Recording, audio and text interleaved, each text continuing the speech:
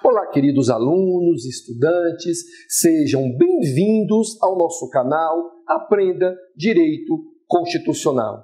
Eu sou o professor Wellington Oliveira e vamos juntos estudar e realmente aprender direito constitucional. Hoje iremos estudar a Constituição de 1967, a Constituição que veio dar um ar de legalidade ao golpe militar ocorrido em 1964. Essa época ficou marcada na história do Brasil através da prática de vários atos institucionais que colocavam em prática a censura, a perseguição política, a supressão de direitos constitucionais, a falta de total democracia e a repressão àqueles que eram contrários ao regime militar. Então, a ditadura militar no Brasil teve o seu início com o golpe militar de 31 de março de 1964, resultando no afastamento do presidente da República à época, João Goulart, e tomando o poder o Marechal Castelo Branco. Este golpe de Estado, caracterizado por personagens afinados com uma revolução institucional no país, uma ditadura militar, que durou até as eleições de Tancredo Neves, em 1985.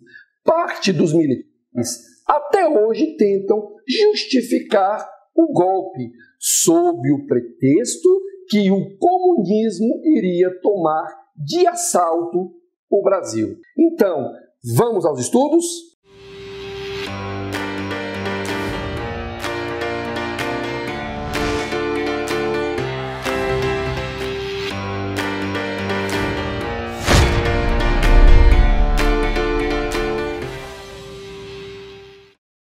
Imediatamente após a tomada do poder pelos militares, foi estabelecido o Ato Institucional número 1, com 11 artigos, onde dava ao governo militar o poder de modificar a Constituição, anular mandatos legislativos, interromper direitos políticos por 10 anos e demitir, colocar em disponibilidade ou aposentar compulsoriamente qualquer pessoa que fosse contra a segurança do país, o regime democrático e a probidade da administração pública, segundo visão dos militares, além de determinar eleições indiretas para presidente da República.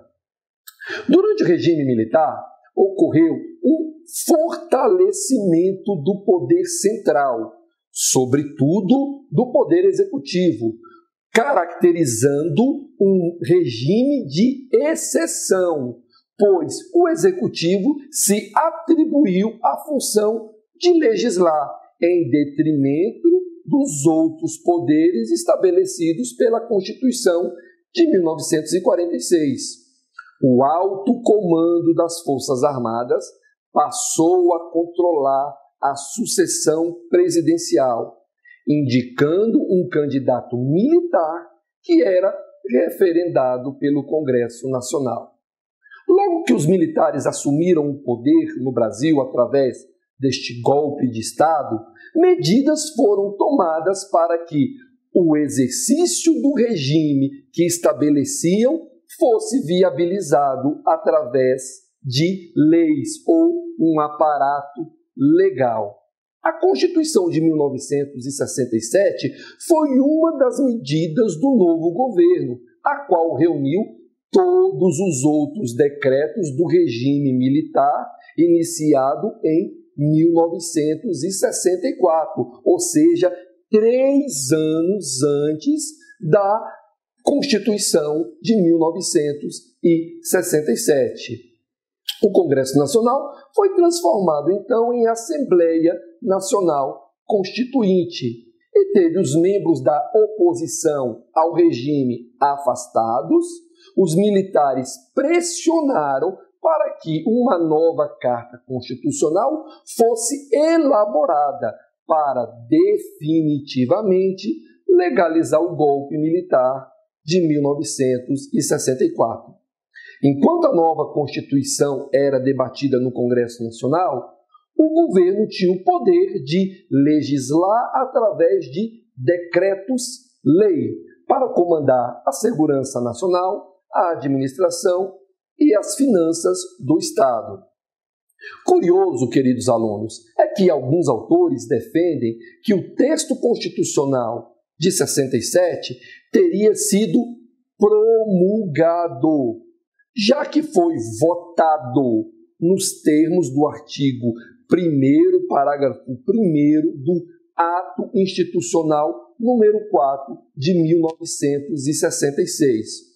Contudo, eu afirmo, em razão do autoritarismo implantado pelo Comando Militar da Revolução, não possuía o Congresso Nacional liberdade para alterar substancialmente o novo Estado que se instaurava. Assim, não há como o texto de 1967 ser classificado como promulgado. Ele foi, sim, outorgado unilateralmente, apesar de ter sido votado pelo Congresso Nacional. Quero abrir aqui, meus queridos alunos, um parêntese para discutir o papel do Supremo Tribunal Federal diante deste golpe militar, que descartou a Constituição Democrática de 1946. Constituição esta que tinha justamente o Supremo Tribunal Federal como seu guardião.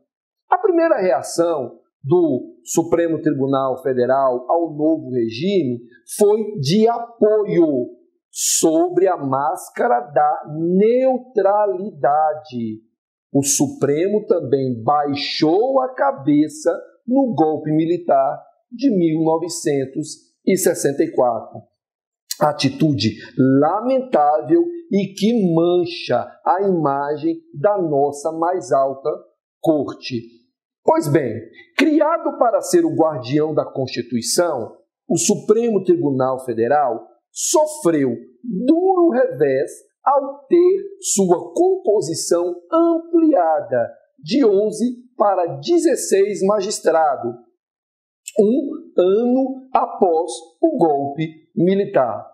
O objetivo era garantir maioria a favor do governo e, assim, legitimar as normas criadas pela ditadura. Com poderes restritos, o tribunal se tornou um enfeite institucional, na definição do professor Ivan Fuhrman. Na avaliação do emérito professor, o judiciário perdeu a autonomia com o Ato Institucional número 1, norma que permitiu aos militares o poder de alterar a Constituição vigente, ou seja, a Constituição de 1946.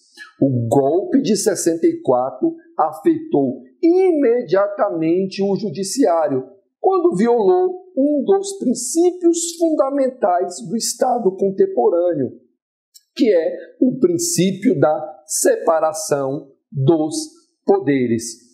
O Poder Judiciário não tinha autonomia plena sobre as violações de direitos ocorridas no Brasil. Imediatamente após o golpe, e não se percebeu de imediato a contrariedade ao novo Estado imposto, o silêncio sepulcral do STF foi realmente uma vergonha. Essa situação só mudou quando o Ato Institucional número 5 foi publicado.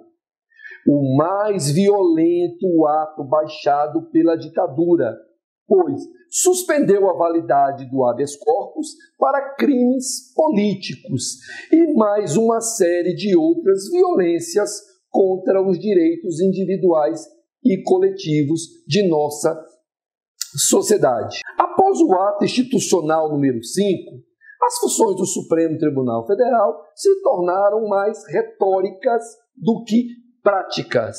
A existência de um Supremo Tribunal Federal sem poder para defender garantias e direitos fundamentais demonstra que, ao menos naquele tempo, o tribunal tornou-se um enfeite institucional. Nesse momento, sim, houve uma reação, pois 3 ministros do Supremo Tribunal Federal ousaram a discordar das medidas nefastas trazidas pelo ato institucional número 5. E, como resultado, foram cassados por meio de aposentadoria compulsória, o que só confirma o caráter totalitário do regime implantado. Ao ouvirem o ato que os cassou pela rádio no programa A Voz do Brasil, outros 2 ministros saíram por não concordarem com a aposentadoria compulsória dos ministros. Um novo ato institucional, o Ato Institucional número 6, foi então publicado em fevereiro de 1969, para que a composição do tribunal voltasse a ser de 11 ministros.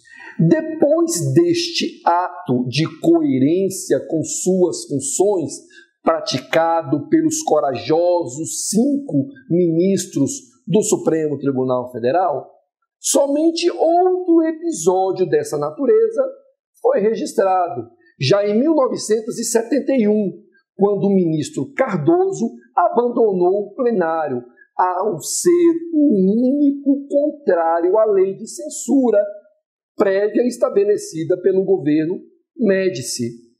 A regra permitia que agentes de censura ocupassem as redações dos jornais e vetassem as publicações e textos que eram contra o regime. O ministro Cardoso renunciou ao cargo de ministro do Supremo Tribunal Federal.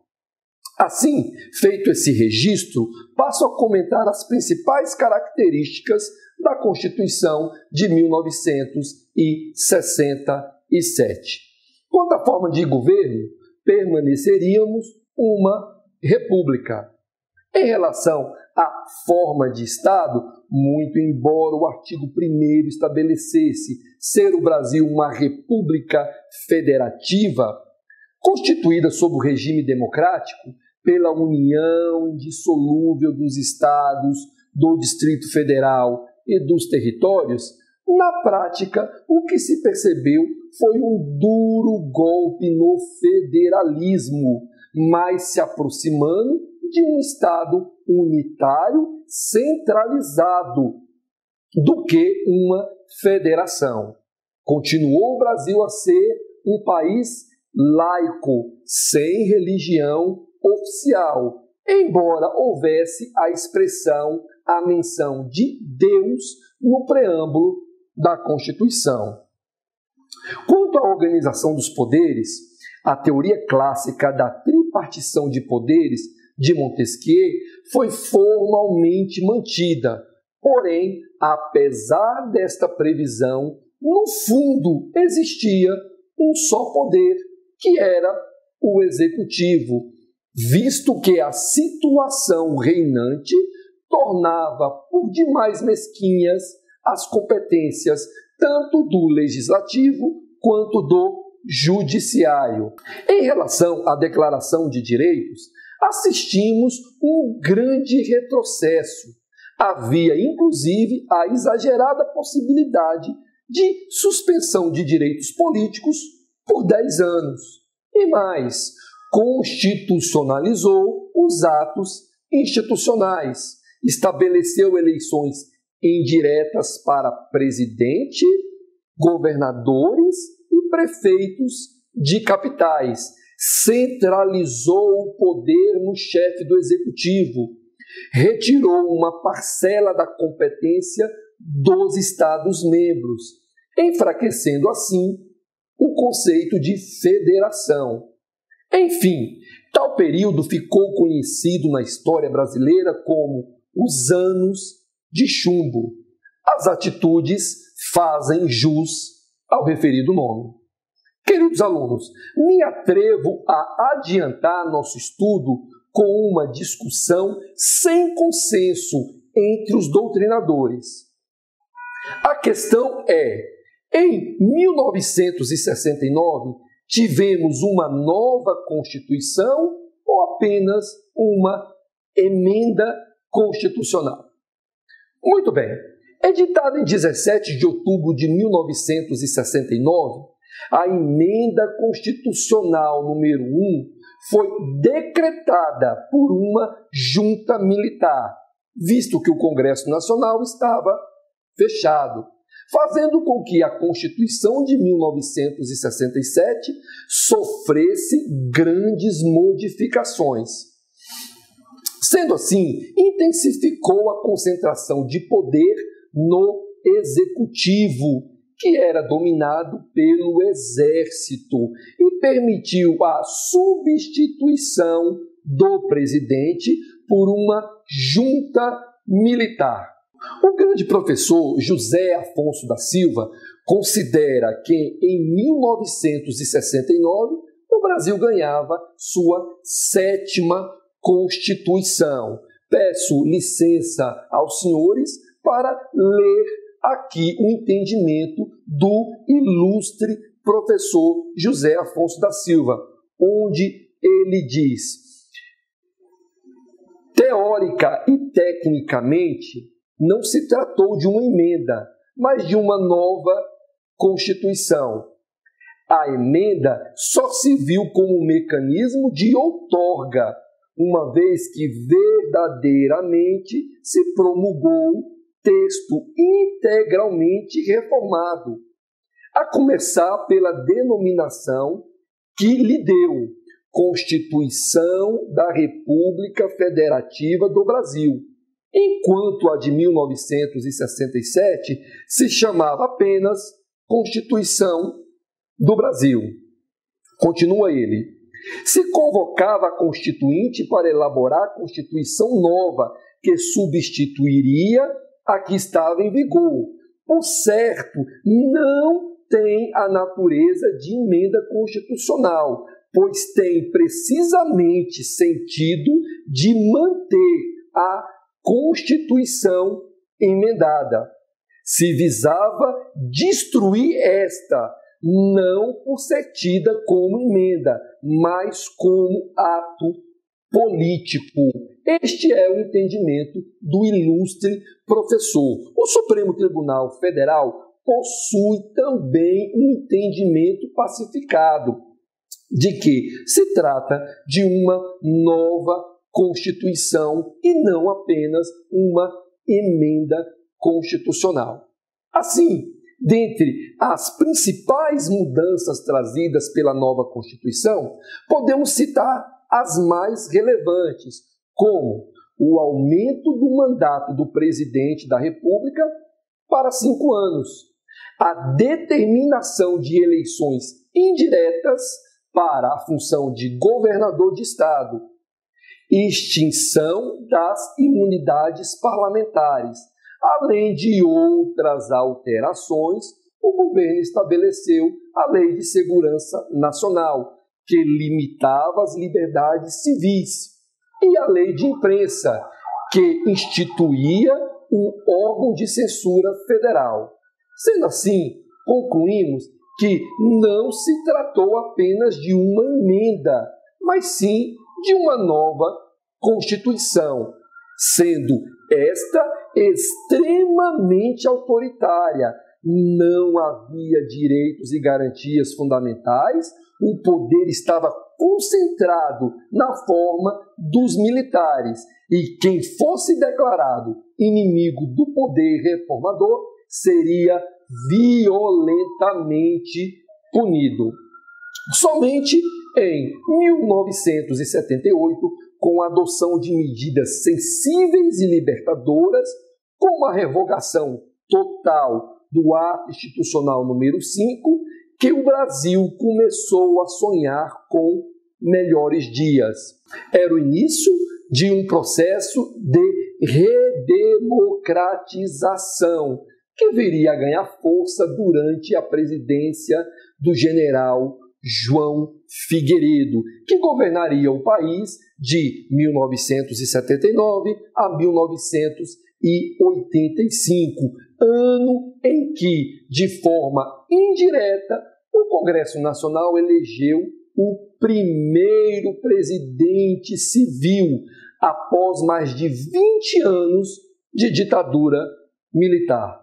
Tancredo Neves, mineiro de São João del Rei, eleito com a promessa de estabelecer a nova república democrática e social. Sua posse, queridos alunos, estava marcada para o dia 15 de fevereiro de 1985, mas Tancredo Neves adoeceu gravemente na véspera da posse e não tomou posse, vindo a falecer em 21 de abril de 1985. José Sarney, seu vice-presidente, assumiu a presidência com a importante particularidade: era o primeiro governo civil após o movimento militar de 1964. Coube ao então presidente empossado a tarefa de conduzir o Brasil novamente aos trilhos da democracia.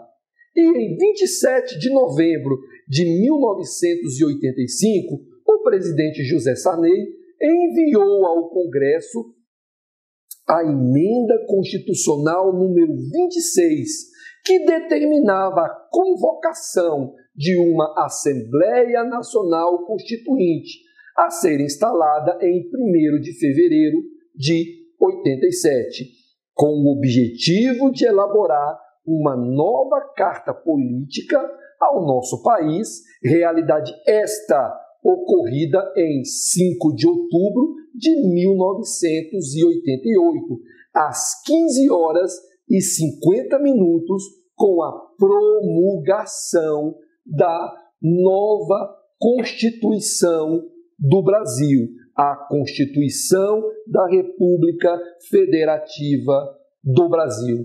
Dessa forma, espero todos vocês aqui no nosso próximo encontro. E não se esqueça de curtir, compartilhar e se inscrever aqui no canal Aprenda Direito Constitucional. Um grande abraço!